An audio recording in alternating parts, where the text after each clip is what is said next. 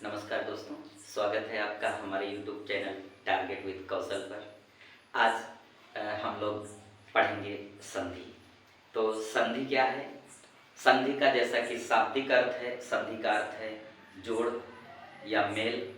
तो संधि क्या है हम जानेंगे।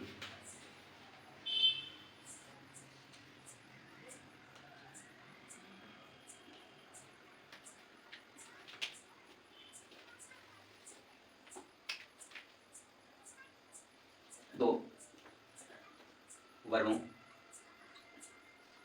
के मेल। अब अभी तक हमने पढ़ा कि दो वर्णों के मेल को संधि कहते हैं। अब दो वर्णों के मेल से जो उत्पन्न विकार होता है, दो वर्णों के मेल से जो विकार उत्पन्न होता है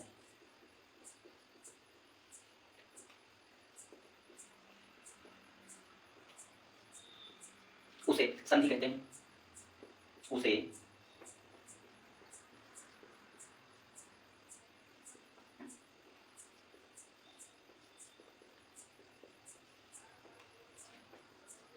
हमने जाना दो वर्णों के मेल से जो विकार उत्पन्न होता है उसे हम संधि कहते हैं। क्या कहते हैं? संधि कहते हैं। संधि संस्कृत भाषा का शब्द है। संधि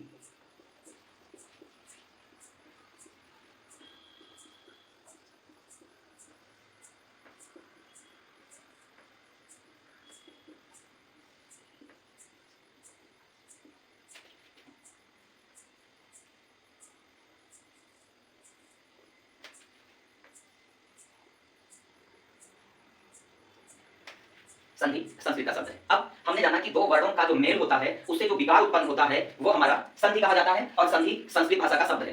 अब बात यह आती है कि दो शब्द या दो पद, दो शब्द या दो पद। समझने वाली बात यह है कि जो दो शब्द हैं उन्हीं को हम दो पदों में विभक्त करते हैं। एक हमारा पूर्व पद और जो दूसरा उत्तर पद। जिस तरीके से समास में दो पद होते हैं वैसे ही संधि में भी दो पद होते हैं, क्योंकि दो वर्णों या दो शब्दों के मेल को संधि कहा जाता है। दो वर्णों या दो शब्दों के मेल को संधि कहा जाता है। क्या कैसे होता है? दो वर्णों को जब आपस में मिलाते हैं तो उनसे एक विकार उत्पन्न होता है। क्या उत्पन्न होता है? विकार उत्पन्न होता है और उस विकार को ही हम संधि कहते हैं। उस विकार को ही हम संधि कहते हैं। संधि संस्कृत का शब्द है। अब दो शब्द या दो पद जब आपस में जुड़ते हैं,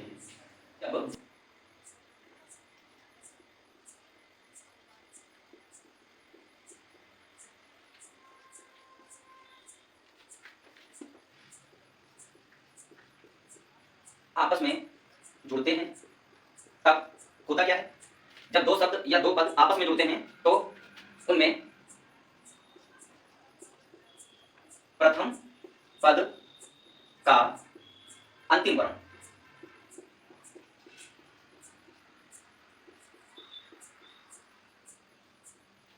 जब दो शब्द या दो पद आपस में जुड़ते हैं तब क्या होता है? किस सीक्वेंस में संधि होती है हम ये समझेंगे। प्रथम पद का अंतिम वर्ण और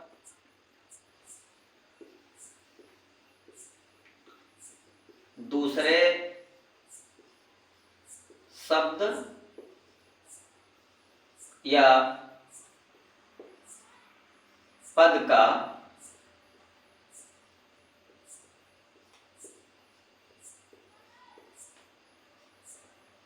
प्रथम वर्ण।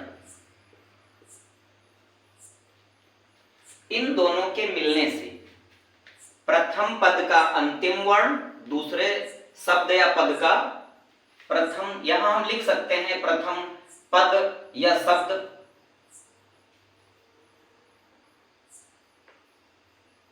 लिख दीजिए।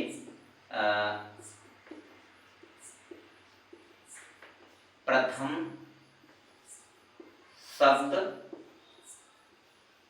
या पद का अंतिम वर्ण और दूसरे शब्द या पद का प्रथम वर्ण, इनके मिलने से क्या होता है?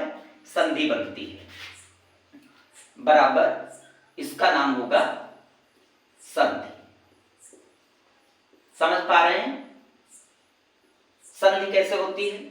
मैंने बताया जब दो वर्ण आपस में मिलते हैं या दो शब्द आपस में मिलते हैं तो प्रथम शब्द का अंतिम वर्ण और दूसरे शब्द का प्रथम वर्ण आपस में मिलते हैं। इनसे जो विकार उत्पन्न होता है, जब प्रथम शब्द का अंतिम वर्ण और दूसरे शब्द का प्रथम वर्ण आपस में मिलते हैं तो इनसे जो विकार उत्पन्न होता है, अब आप देखिए इस स्थिति में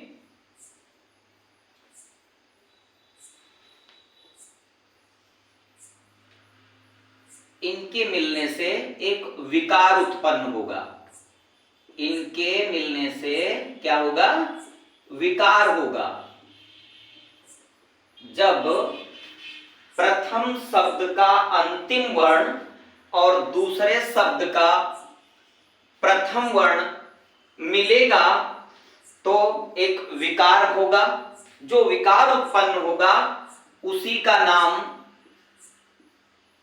संधि होगा। समझ रहे हैं? बहुत ध्यान से समझिए। मैंने कहा कि प्रथम शब्द का अंतिम वर्ण दूसरे शब्द का प्रथम वर्ण जहां पर मिलते हैं वहां एक विकार उत्पन्न हो जाता है और उस विकार को ही हम संधि कहते हैं। समझ पा रहे हैं?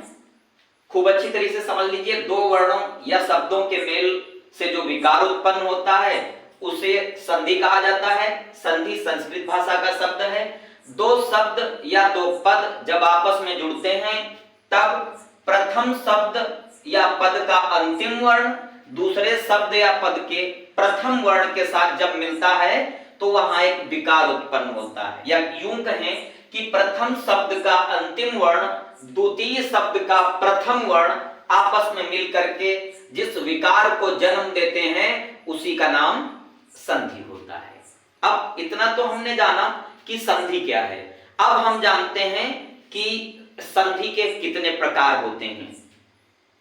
संधि के प्रकार तो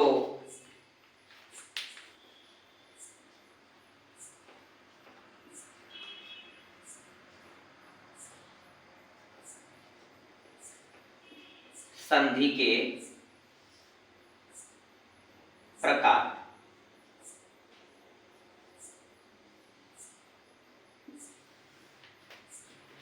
संधि कितने प्रकार की होती है? जब हमने वर्णमाला पढ़ी तो हमने पढ़ा था वर्णमाला में स्वर होते हैं, व्यंजन होते हैं। मैंने पढ़ा स्वर, हमने पढ़ा व्यंजन और हमने पढ़ा अयोगवाह। हमने पढ़ा अयोगवाह। इतनी चीजें हमने पढ़ी थी। अब संधि, संधि के कितने प्रकार होते हैं? तो स्वरों में संधि होगी, व्यंजन में संधि होगी, इन्हीं में तो होगी। तो संधि के 3 प्रकार होते हैं। संधि कितने प्रकार की हो गई? 3 प्रकार की। संधि के प्रकार हुए 3 और उन 3 प्रकारों में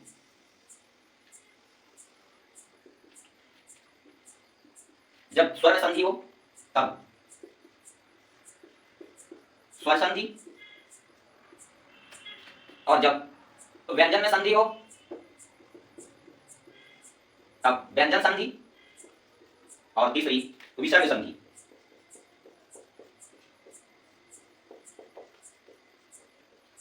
संधि 3 प्रकार की होती है, स्वर संधि, व्यंजन संधि और विसर्ग संधि। अब आपका प्रश्न होगा सर आपने स्वर पढ़ाया, आपने वर्णमाला पढ़ाई, आपने वर्णमाला में हमें स्वर पढ़ा दिया, आपने हमें व्यंजन पढ़ा दिया, अयोगवाह बता दिया, तो स्वरों की संधि तो समझ में आती है, व्यंजन की संधि समझ में आती है, बट यहाँ पे जो अयोगवाह होना चाहिए वहां पे अयोगवाह की जगह पे सर आप विसर्ग संधि नाम दे रहे हैं। ऐसा क्यों? तो समझिएगा विसर्ग ही होता है, अयोगवाह क्यों नहीं लिखते हैं।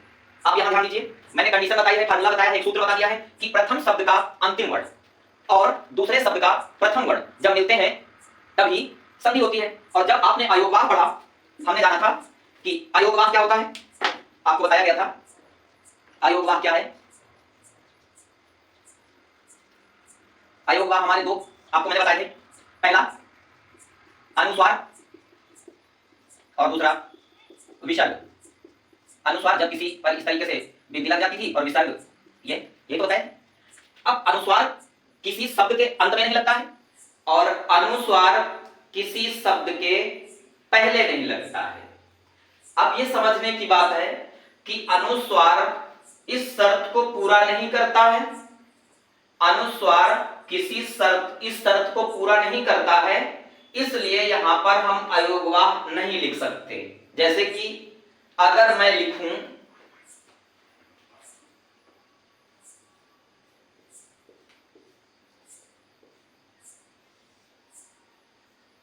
पतितम, तो इसको क्या पढ़ते हैं हम? इसको हम पतितम पढ़ते हैं। क्या पढ़ते हैं? पतितम पढ़ते हैं। इसलिए ये लास्ट में नहीं पहुंच रहा है। अगर हम लिखते हैं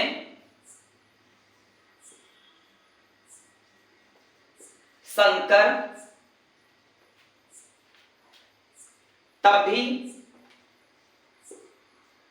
ये सा के बाद आता है, तो ये ना तो शब्द के पहले आता है और ना ही शब्द के अंत में आता है। अनुस्वार किसी शब्द के अंत में भी नहीं आता है, किसी शब्द के पहले भी नहीं आता है, इसलिए इनमें संधि नहीं होती है। आपने जाना कारण यही है कि हम अयोगवाह ना लिख करके यहां पर विसर्ग लिखते हैं और विसर्ग में संधि होती है। तो सबसे पहले हमने जाना स्वर संधि, व्यंजन संधि और विसर्ग संधि। अब इसी फार्मूले के अकॉर्डिंग अगर मैं बताऊं कि यहां पर स्वर संधि में मैंने संधि में लिखा प्रथम पद का अंतिम वर्ण दूसरे शब्द का प्रथम वर्ण से जो विकार उत्पन्न होता है वो संधि है, तो चलिए मैं लिखता हूं यहीं पर। अगर मैं कहूं ये लिखा है शिव प्लस आलय, तो इस शिव का संधि विच्छेद करने से पहले हमें इसको खोलना होगा, इसको जानना होगा। अगर इसका हम विच्छेद करें तो हमें मिलता है सा प्लस छोटी ई प्लस व प्लस आ, अब ये बनता है शिव। यहां अगर आ प्लस ल प्लस अ प्लस य प्लस अ, तब यह बनता है आलय। हम देख पा रहे हैं इस वा में आ है, अंतिम वर्ण लिया है हमने और दूसरे शब्द का प्रथम वर्ण लिया है। अब अंतिम वर्ण और दूसरे पद का प्रथम वर्ण जब मिलेगा तब यहां संधि हो जाएगी, इसलिए इसको इस तरह से रखते हैं। चलिए देखते हैं संधि के प्रकार।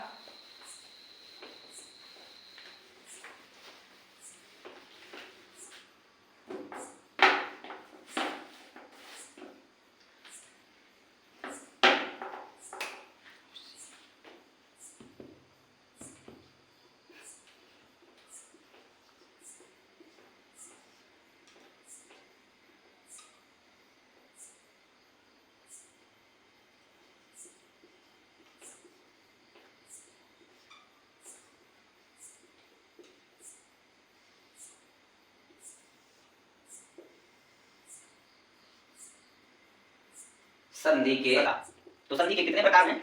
संधि के 3 प्रकार हमने जाना। इस तरह संधि के 3 प्रकार हैं। सबसे पहले स्वर संधि, फिर व्यंजन संधि,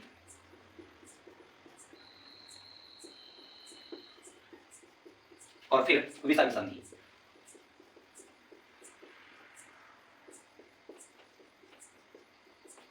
अब संधि के 3 प्रकार हो गए। जब स्वर से स्वर में संधि हो जाए, व्यंजन के साथ में व्यंजन से संधि हो जाए और विसर्ग के साथ में विसर्ग से संधि हो जाए, तो इस तरह संधि के 3 प्रकार हो गए। अब स्वर संधि कितने प्रकार की होती है हम देखेंगे। स्वर संधि सबसे पहले हम पढ़ेंगे स्वर संधि। अब स्वर संधि कितने प्रकार की होती है देखिए। स्वर संधि क्या है? स्वरों के साथ मेल ही स्वर संधि है। स्वरों का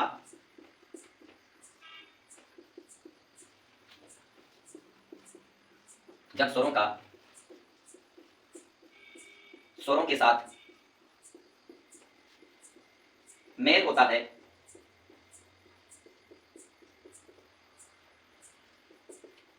तब स्वर संधि होती है।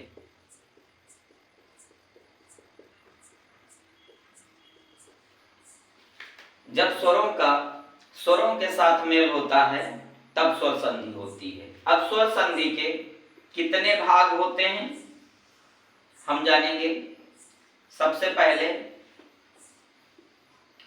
स्वर संधि के कितने भाग हैं। सबसे पहले स्वर संधि का पहला भाग है दीर्घ स्वर संधि। दीर्घ स्वर संधि। सबसे पहले दीर्घ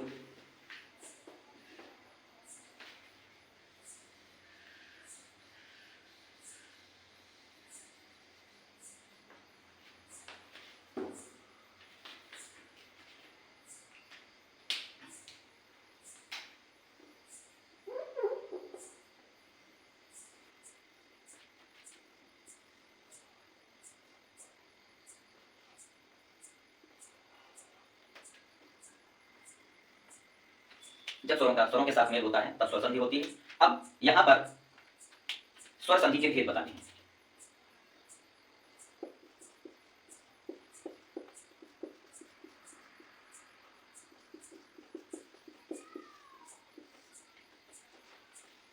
ये स्वर संधि के भेद हैं। पहला भेद है दीर्घ स्वर संधि, दूसरा गुण संधि।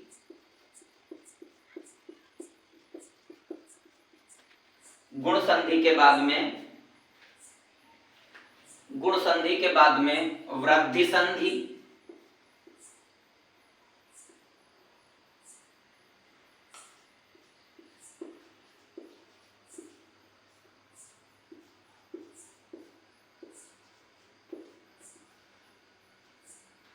फिर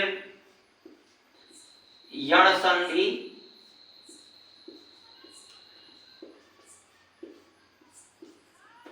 और फिर है अयादि संधि।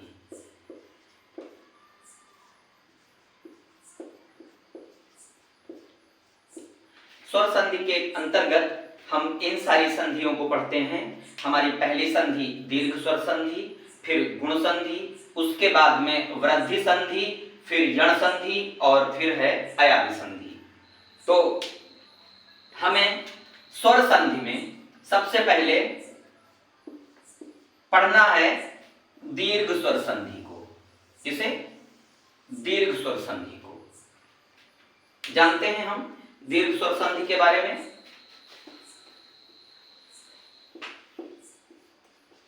दीर्घ स्वर संधि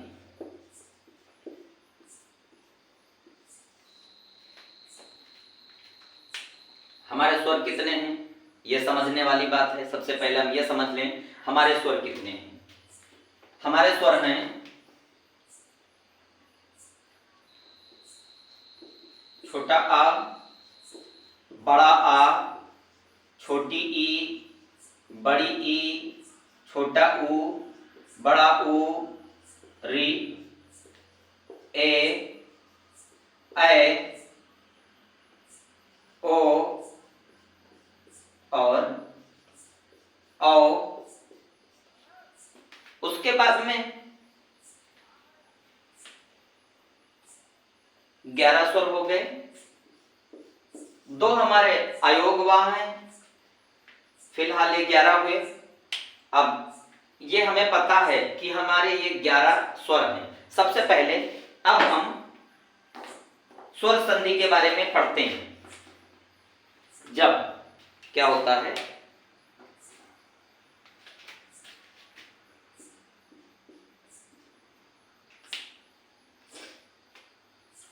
जब दो